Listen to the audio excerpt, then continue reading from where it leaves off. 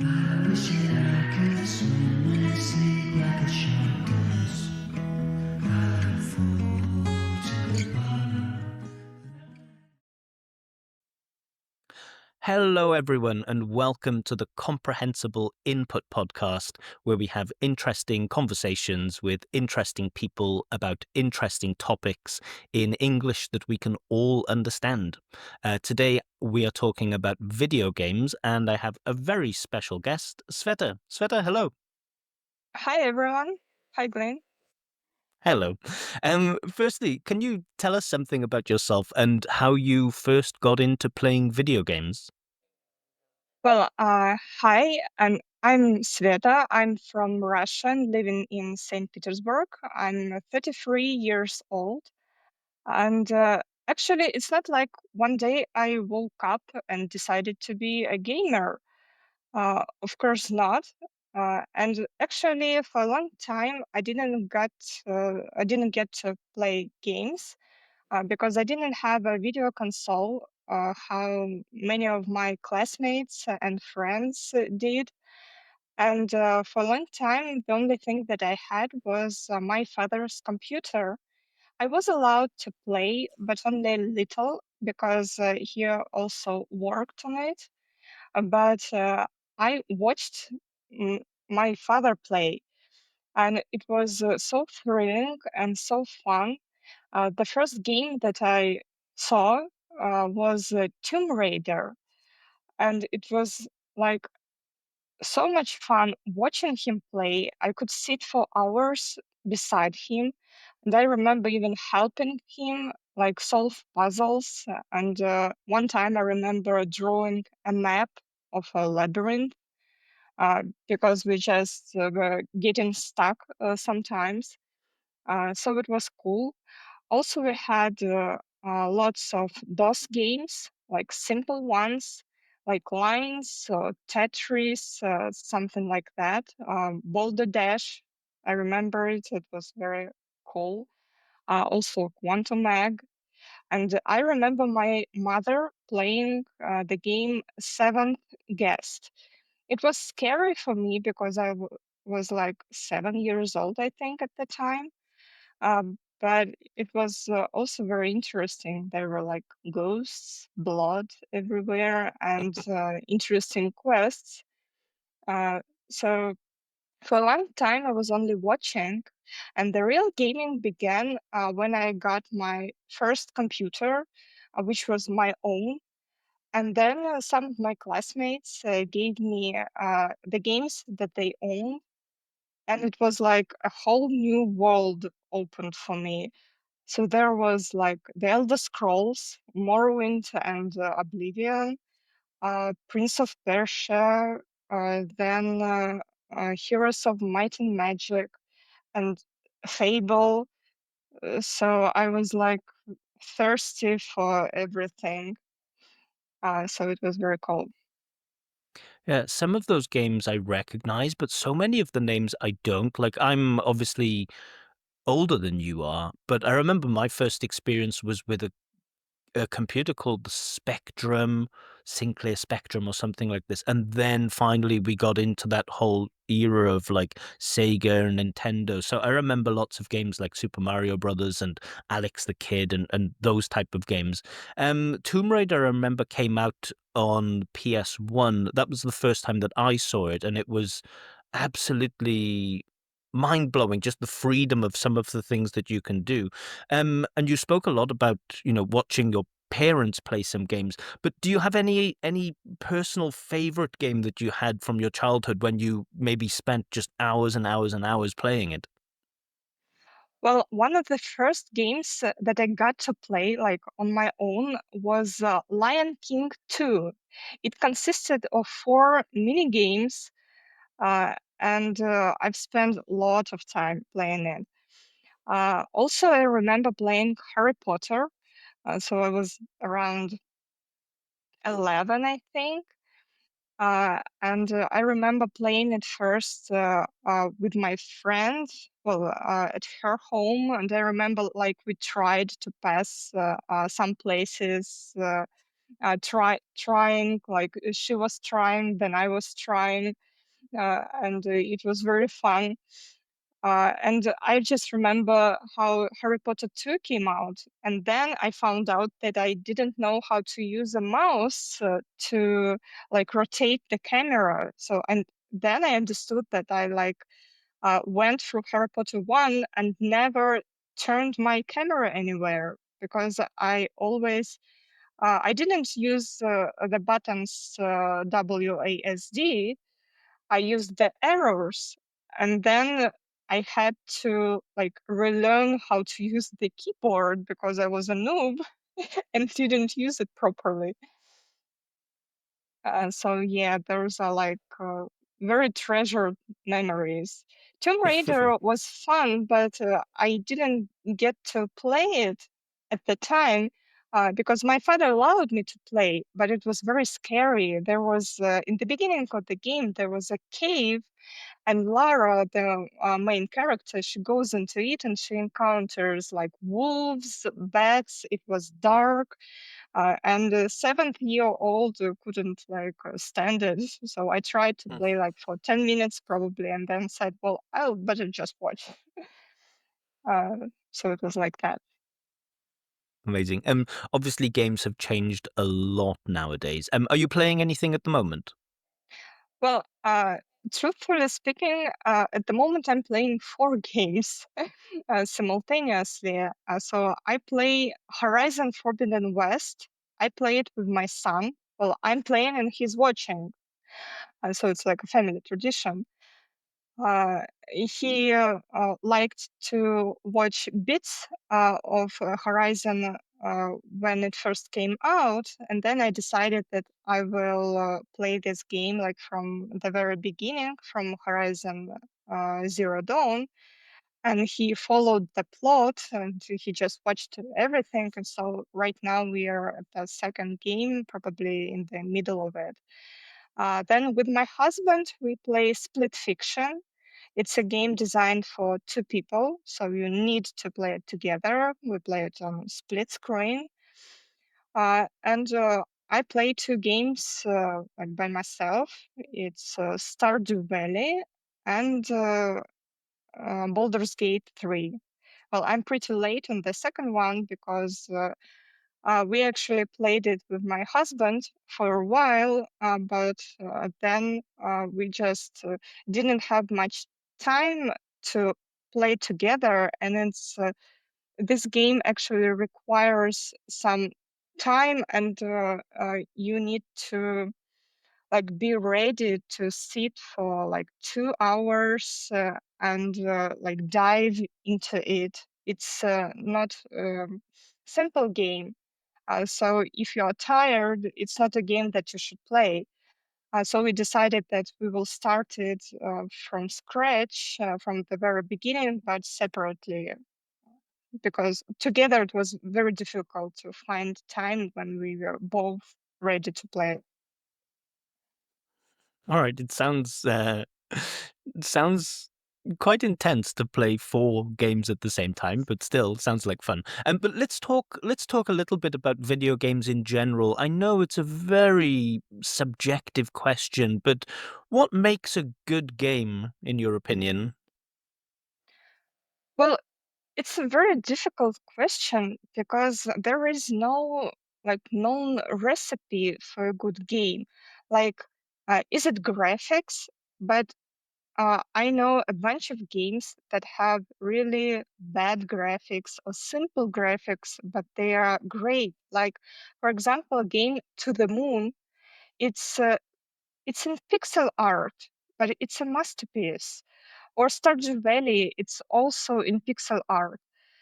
Some games like Among Us don't have much of the graphics. It's very simple, but it was like the whole world played it. Uh, is it the plot? But again, some games don't have much of the plot, like Among Us, or, well, maybe some people will say that I'm not right, but I think that Diablo, for example, doesn't have like its plot is subpar.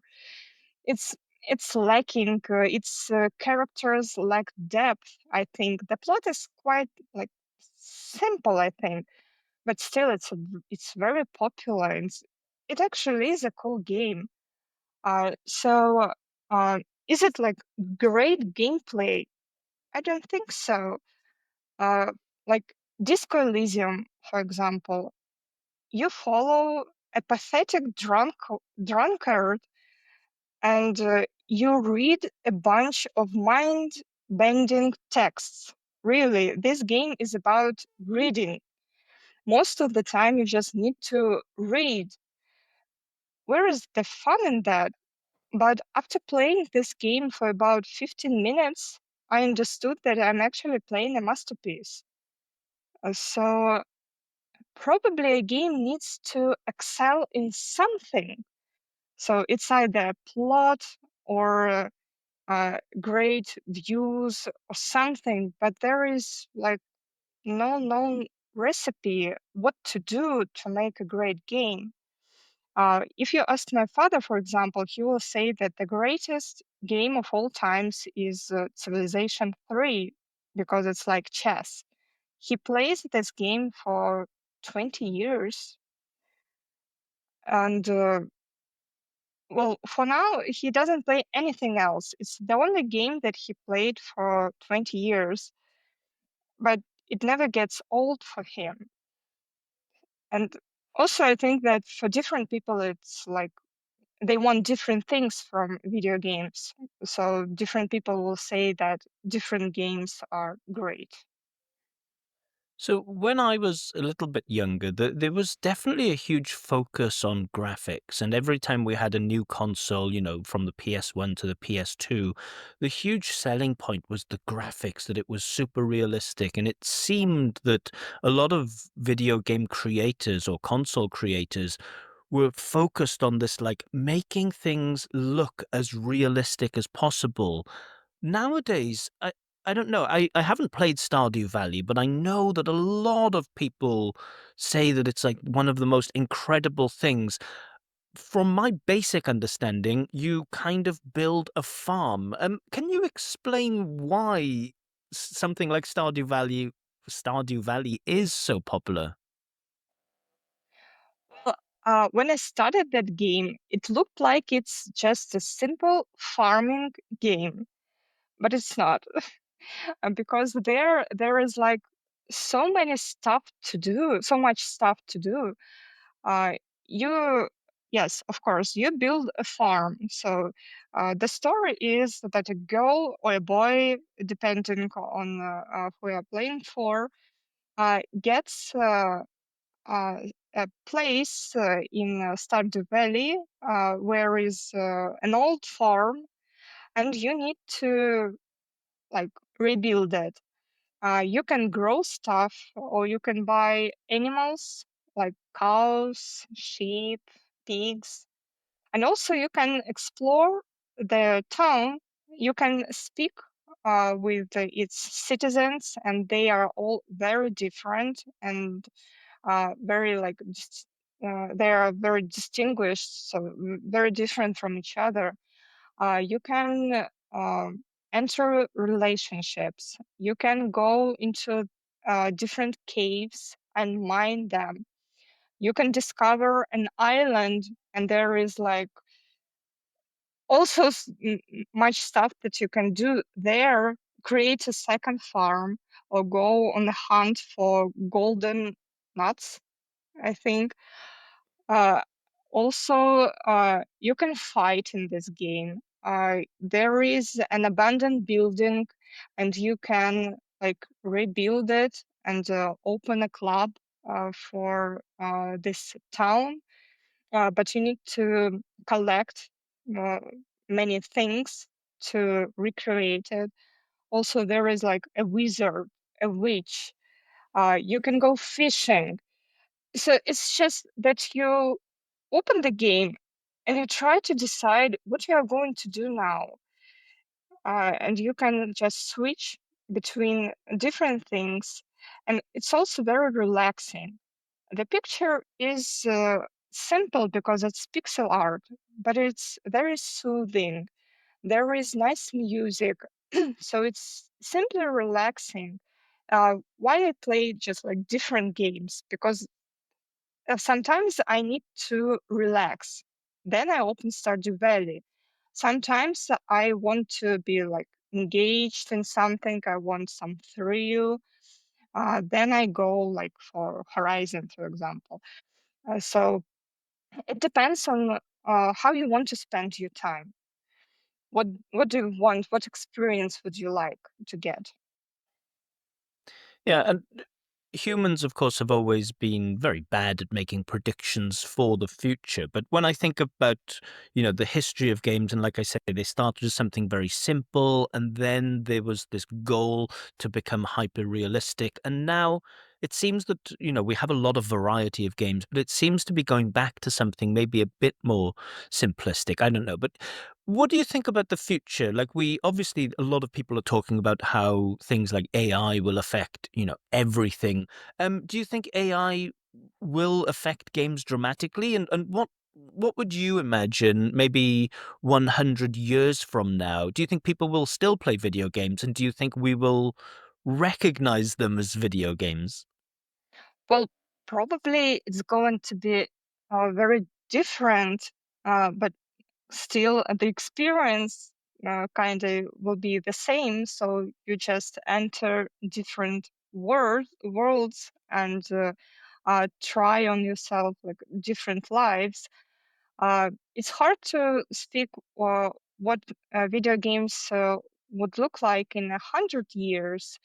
But speaking like in about the future that is like around the corner, I think that neural nets are actually the future of video games, and I actually looking forward to it uh, because I think that uh, people are going to use it, and uh, well, where I actually want to see it, it's uh, connecting with the different characters and talking to them.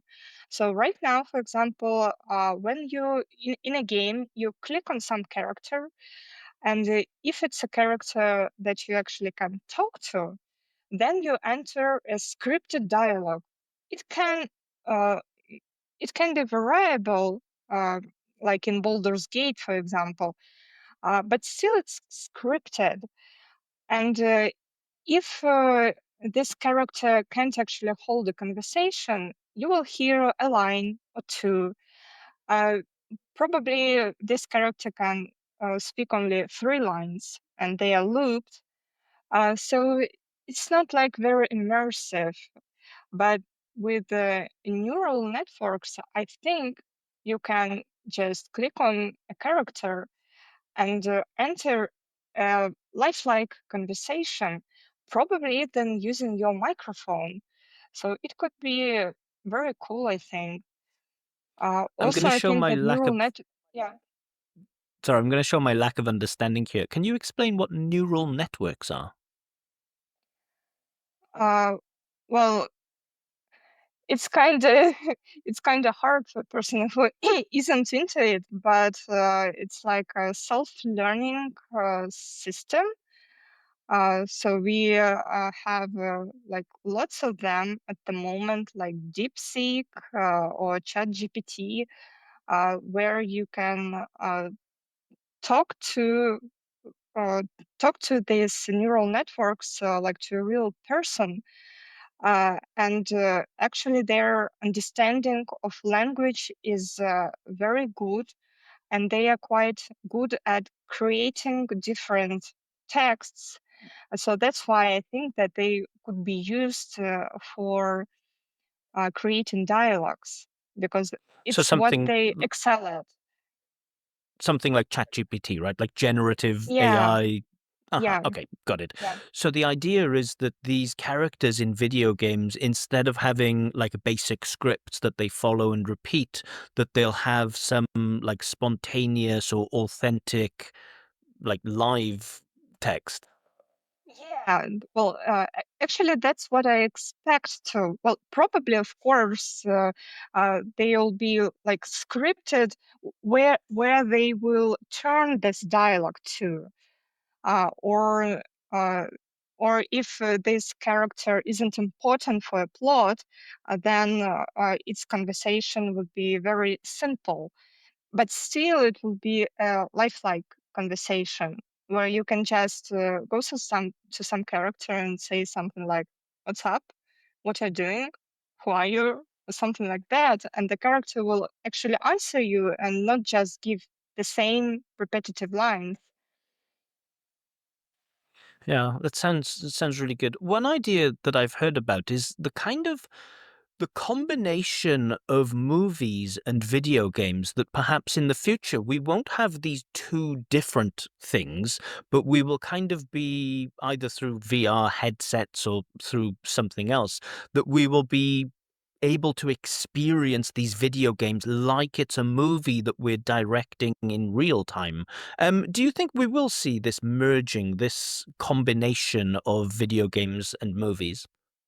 But we kind of already have games like that, like Until Dawn or Detroit Become Human, which are games, but still they feel like a movie, and you can affect the plot and reach different endings. Or um, do you mean something else? Yeah, so Detroit Become Human is a game that I've played, and it definitely felt like a movie. But I mean, the idea that we won't just be sitting in front of a screen playing it, but we will be living the experience. Um, you mentioned Uh, this you, immersive thing. yeah, I kind of get it. So you mean not like VR, but like really entering the game. I don't know if you've read Sergei Lukyanenko. Uh, he has books on a world where people actually found out how to enter games. So it started with some person who entered Doom and couldn't like exit it until he finished the game. Uh, so it could be a very cool experience. And at the moment, we have lots of books, uh, anime, definitely, where you just like you put some gear and you enter the game and you like kind of in it. Not just VR, but you can feel, you can move everywhere like you are one of the characters. Uh, that's actually what I'm looking forward to also. But I don't think that it's something that we will get in the near future. Yeah, I think for most people, this idea is both incredibly exciting, but also very, very scary. But I want to move on from video games and speak about video gamers, the people who play video games. Now, when I was younger, there were lots of stereotypes that, people who played video games were antisocial, they didn't have many friends, or they didn't have any other hobbies, they were maybe unhealthy, they ate a lot of fast food, drank Coca-Cola, that type of thing. Are those stereotypes still like active about people who play video games? And are these stereotypes changing? And how accurate are these stereotypes about gamers? Well, I know about those stereotypes, and you can actually see some of them in the movies. So, if there is like a gamer character, then it will be some nerd uh, in glasses. Well, I kind of think that I go with that stereotype. So yeah, antisocial guys, but in real life, I've never seen actual gamers like that. So many of my friends, like my classmates, were gamers, and some of my friends still play, and none of them are like that. So all of them are quite healthy and have social lives because, well, they are my friends and we meet like in real life. So I don't think that those stereotypes are true. Well, of course, they like gamers like that do exist, but it's like different people exist. So you can find people like gamers like that, but not because majority of them are like that. So I don't think that those stereotypes are true. And also, I think like the picture of a gamer changed through time.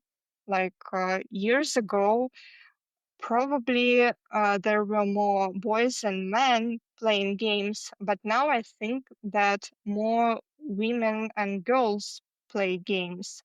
So it changes.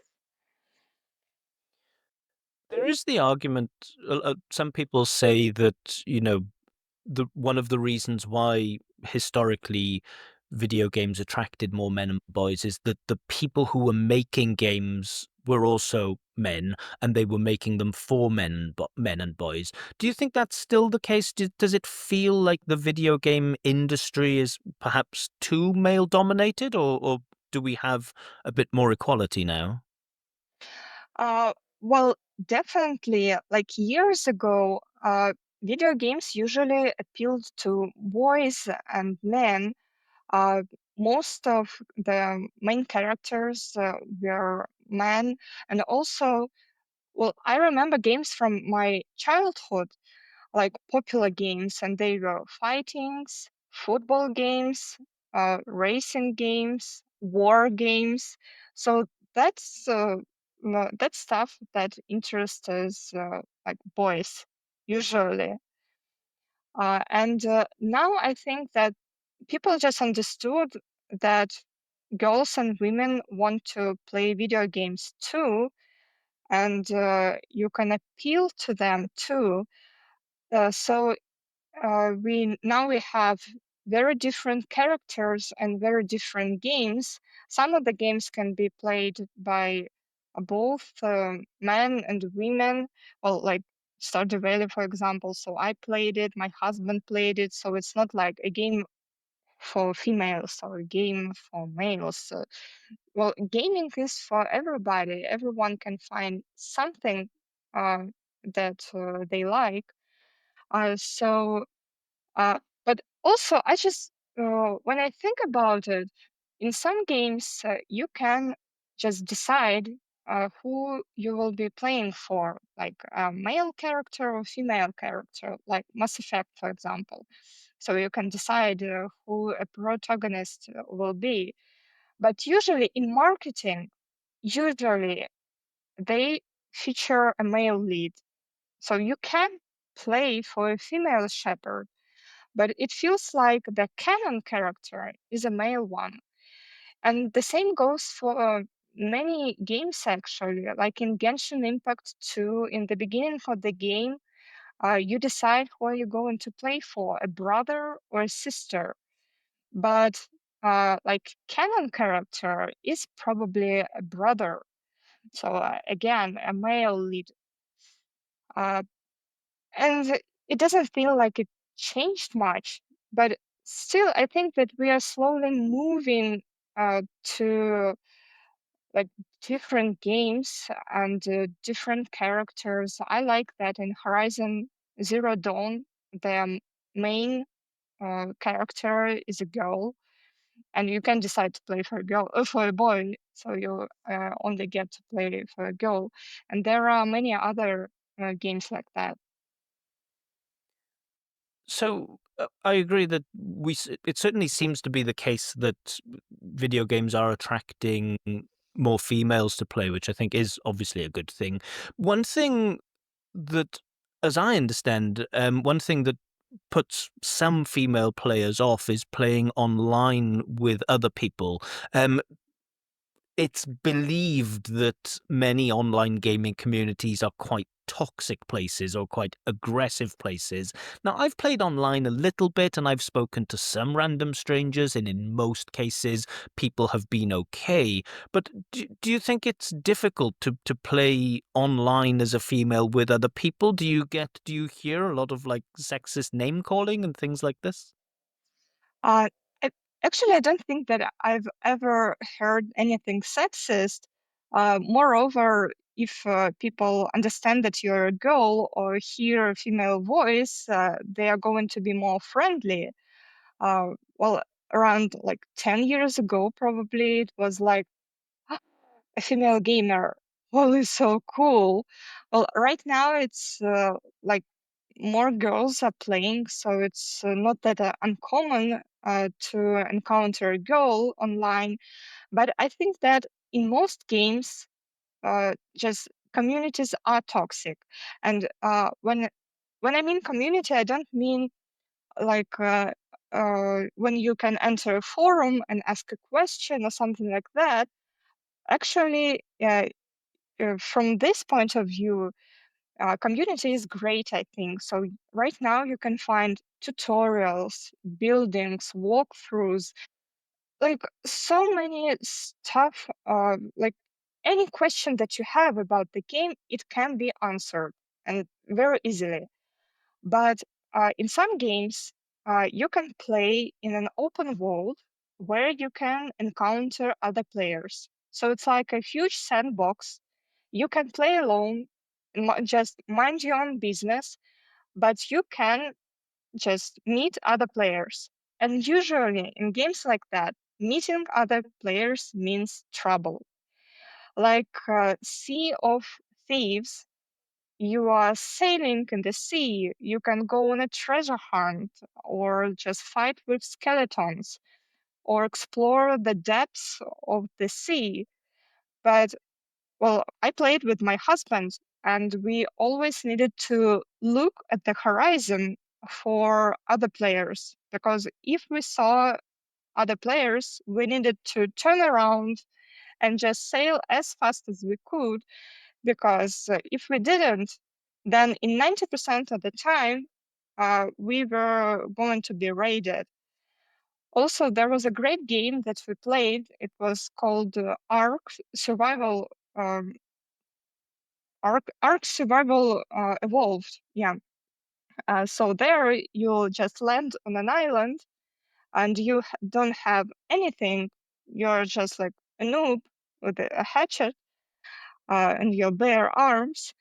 And there you need to craft something, just build a base, keep yourself feeded. You need to find something to drink, some shelter. And also, like the shtick of the game is that there are dinosaurs everywhere and you can tame them. And in that game, I remember like the worst what happened to me online was when we tried to tame a Tyrannosaurus Rex. In that game, to tame a dinosaur, you needed to just knock it out, and then for some time you needed to feed it special berries to keep it unconscious, and also feed it like some food, berries or meat if it was a carnivore.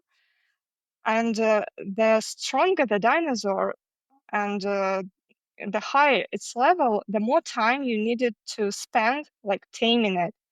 So once me and two of my friends, we decided to tame a Tyrannosaurus Rex, and we needed to lure it to our base so that other dinosaurs don't attack us in the process of taming. We needed to knock it out, and it was no small feat. And then, like, we spent 4 hours, 4 real hours, not in-game hours, mind you. So we did it for 4 hours, just hunting for meat, gathering berries, and feeding our dinosaur. And then, when our taming was like 95% complete, there were just two high level players that were just passing by. They saw ours and they killed our Tyrannosaurus Rex.